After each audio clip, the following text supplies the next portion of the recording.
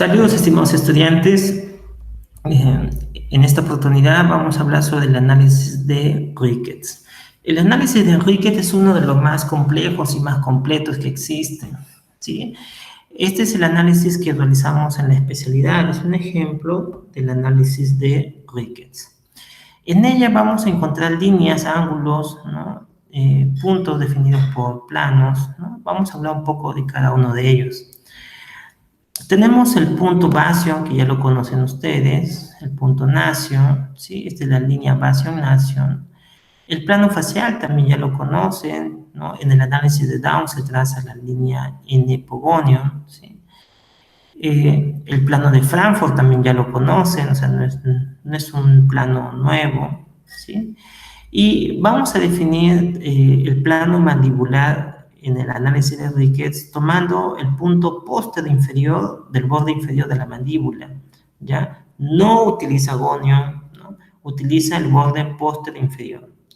Y en la zona anterior del borde inferior de la mandíbula utiliza el punto mentoniano, es el borde inferior de la mandíbula, ¿sí? También vamos a encontrar el punto nation virtual. El punto nation es el cruce de la línea plano mandibular, ¿sí? Y la línea o plano facial. Estas dos líneas se cruzan, ¿sí? Y este cruce de las dos líneas determina el nation virtual. Hay que diferenciar del nation anatómico. El nation anatómico es lo que se proyecta o se ubica en el hueso. En cambio, el nation virtual no está proyectado en el hueso, sino es el simple entrecruzamiento o intersección de las dos líneas. Ese es el punto nation virtual.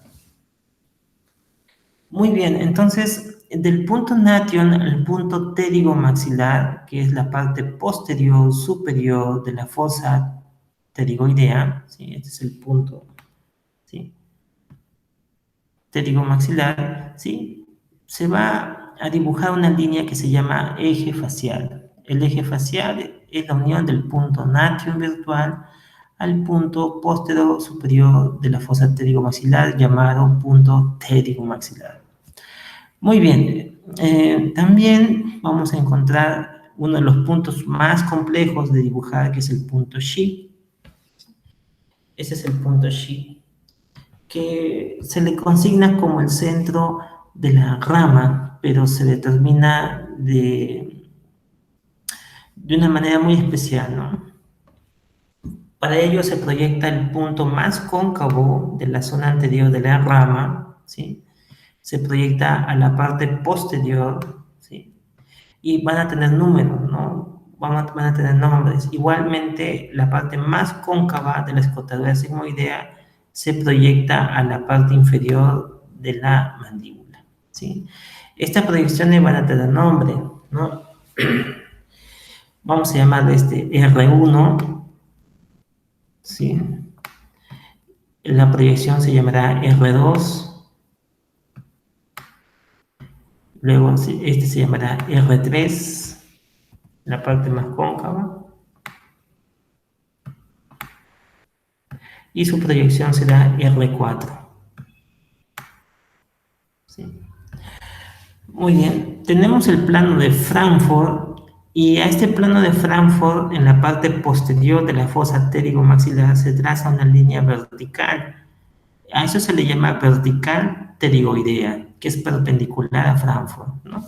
La vertical pterigoidea es una perpendicular a Frankfurt pasando por la parte posterior de la fosa pterigomaxilar, ¿sí? Entonces tenemos la vertical pterigoidea. Muy bien, entonces en base a estas dos líneas vamos a trazar paralelas. Una paralela, ¿sí?, a Frankfurt pasando por el punto R3, ¿sí? Otra paralela pasando por el punto R4. Ahora, paralelas a la vertical pterigoidea pasando por R1, y otra vertical, otra paralela, ¿no?, a la vertical pterigoidea pasando por el punto R2. y se va a formar un rectángulo, ¿sí? La bisectriz del rectángulo, ¿sí?, va a formar el punto G.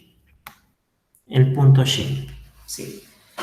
No trazamos todas las líneas, o sea, imagínense si trazamos todas las líneas, dejamos unas muescas, ¿no? Dejamos algunas referencias para que no se vea tan denso, ¿no? Entonces, cuando dibujamos, trazamos unas cruces, ¿no? Ven aquí una cruz, que son las intersecciones de esas líneas paralelas, ¿no? Y finalmente, la diagonal, ¿no? La diagonal, y ubicamos el punto G. El punto G, X, Y. Del punto G, ¿sí?, vamos a trazar una línea que va a la espina nasal anterior y otra línea que va al punto PM. El punto PM es la intersección entre lo cóncavo y lo convexo de la sínfisis del mentón. La intersección, la interfase, donde la concavidad se convierte en convexidad, ese es el punto PM. Otro punto es el punto DC. El punto DC, ¿sí?, el punto DC se ubica sobre la línea Bastion-Nation, ¿sí?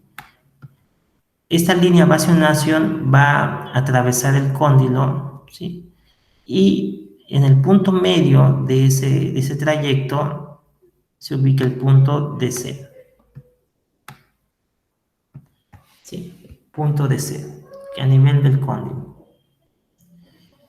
Entonces, del punto DC, ¿sí?, se ubica sobre la línea Bastion-Nation, ¿sí?, intersectando o dividiendo el cóndilo en dos partes iguales, ¿no? Muy bien, ¿qué otro punto? Bueno, el eje de los incisivos, superior, incisivo inferior, la línea E, la línea estética E de Ricketts, que va de la punta de la nariz al punto Pogonion, ¿sí?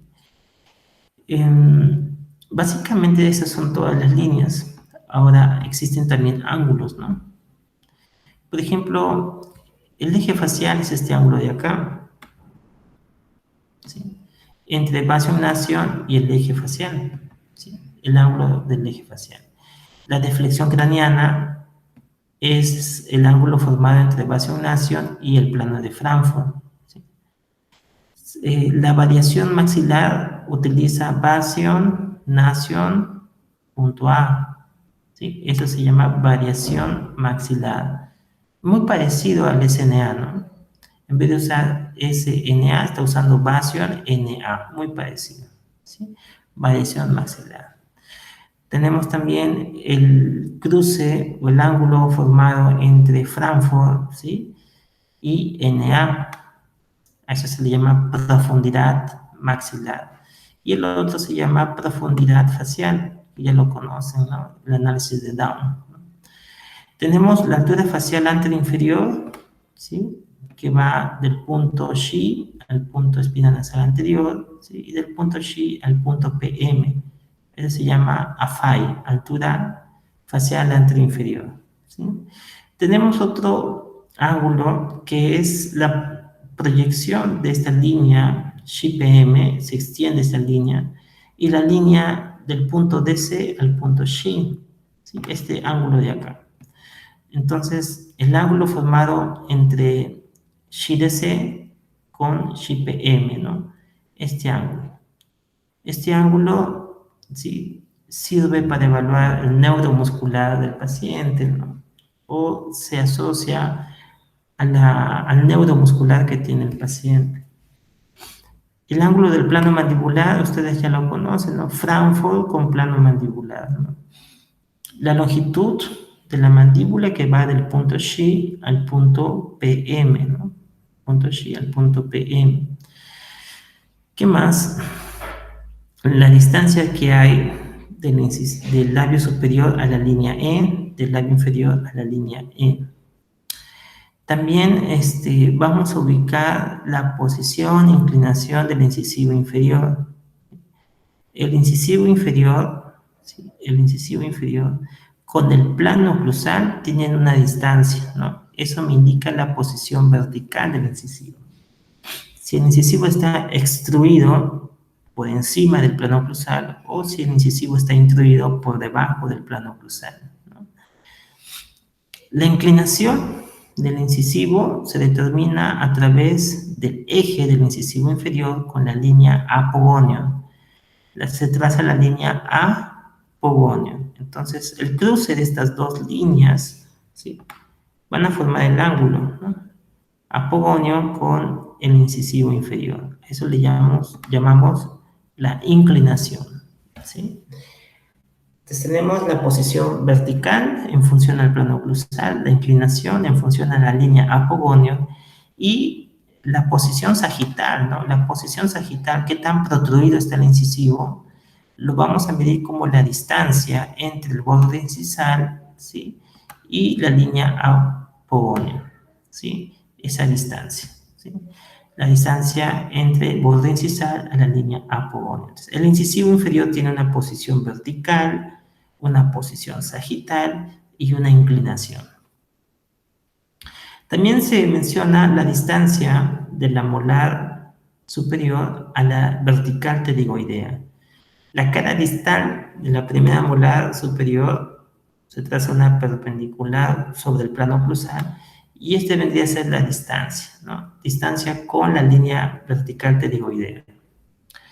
Esa distancia en pacientes con crecimiento es igual a la edad más 3, la edad más 3. Una distancia se le agrega 3 milímetros a la edad. Muy bien. Esos son básicamente todos. Tenemos todos los ángulos. Vamos a ver la tabla. Para entender el análisis de Ricketts, necesariamente debemos conocer el análisis de Steiner, ¿no?, y de Tweed y el de Downs. Es más fácil entender el análisis de Ricketts, ¿no?, sabiendo previamente el análisis de Steiner, Tweed y Downs. Cuando hacemos el análisis de Steiner, hay una medida que se llama ANB, ¿sí? Y también hay la medida SNA, ¿sí?, SNB, lo conocen ustedes, ¿no? Entonces vamos a buscar sus equivalentes. Por ejemplo, la convexidad facial es el equivalente al ANB. O sea, sirve para lo mismo, diagnostican lo mismo, ¿sí?, el ANB, ¿sí? Es el equivalente a la convexidad facial. La convexidad facial es la distancia del punto A a la línea N-pogonio. Este es el punto A, ¿sí?, la distancia del punto A a la línea N-pogonio, ¿sí? La línea N-pogonio tiene nombre, se llama plano facial. Entonces, su equivalente a la ANB es la convexidad facial. El SNA sirve para evaluar la posición de la maxila. Acá tenemos la variación maxilar y la profundidad maxilar y se indica cuáles son el ángulo que forma estas dos medidas cefalométricas. La variación maxilar es muy semejante al SNA. Son semejantes, no significa que sean iguales, pero tiene casi el mismo propósito, evaluar la posición del maxilar. Si el maxilar está protruido, retruido, lo podemos hacer con estos ángulos, ¿no? Tenemos también un equivalente al SNB, que es la profundidad facial del análisis de Down, que ustedes ya lo conocen, ¿no?, el SNB. El análisis de Ricketts tiene semejanza con el análisis de Steiner, pero va a utilizar diferentes ángulos, planos o líneas, ¿no? Muy bien, tenemos, pues se acuerdan del FMA, del análisis de Tweed. Bueno, acá tenemos aquí un equivalente, ¿no?, del FMA, que es el ángulo del plano mandibular, ¿no?, del FMA. Sí, pero no es el único, también tenemos otro que es el eje facial, que se parece, no es igual, es semejante al eje Y. ¿Para qué sirve el eje facial, el eje Y? Sirve para evaluar el crecimiento vertical. Quiero saber si el paciente es hiperdivergente, dólico, no, hiperdivergente, normodivergente o hipodivergente, ¿sí? Entonces son equivalentes, ¿sí? Luego también puedo obtener otras maneras de evaluar el crecimiento vertical, como es la altura facial total y la altura facial anteroinferior. Son variables que me permiten evaluar el crecimiento vertical del paciente. Si la altura facial aumenta, el paciente es hiperdivergente, ¿no? Si la altura facial anteroinferior aumenta, aumenta el tercio inferior, ¿no? Entonces, evalúa el crecimiento vertical del paciente, ¿sí? Son otras maneras de evaluar el crecimiento. El arco mandibular, ¿sí?, sirve para evaluar el neuromuscular del paciente, ¿no? El neuromuscular del paciente. Quiere decir la tonicidad de los músculos. Si son músculos hipertónicos, normotónicos, hipotónicos, el arco mandibular es el que determina eso, ¿no? Muy bien, tenemos también algunas variables que sirven para evaluar la base del cráneo, ¿no? Por ejemplo, la deflexión, ¿sí?, craneana y la longitud de la base craneal anterior es para evaluar la base del cráneo, ¿sí?, la base del cráneo. La base del cráneo podría estar asociada a la maloclusión clase 2, clase 3 esquelética, ¿no? En cuanto a la mandíbula, no solamente evalúa el SNB, sino también la longitud del cuerpo mandibular, ¿no? Es otra manera de evaluar el tamaño del cuerpo mandibular. Muy bien, ya tenemos todo, y es fácil, ¿se dan cuenta? Sabiendo Steiner, Tweed y Downs, ya puedo interpretar el análisis de Ricketts, ¿no? Vamos con los dientes. La posición de la molar superior es la edad más 3 milímetros, ¿sí? Es la distancia de la cara distal de la primera molar a la línea vertical pterigoidea. El ángulo interincisivo, ya lo conocen como el análisis de Steiner, ¿no? Es el ángulo formado por los dos ejes de los incisivos, ¿no? Incisivo superior, incisivo inferior.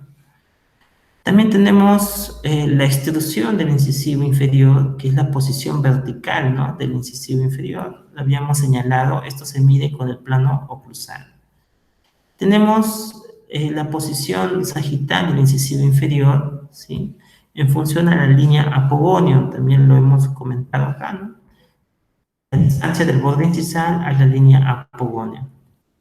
Y el ángulo o la inclinación del incisivo inferior, ¿no?, que es la intersección entre la línea apogonio y el eje del incisivo, que también le hemos consignado acá, ¿sí? Entonces, evalúa bastante el incisivo inferior. ¿Por qué motivo?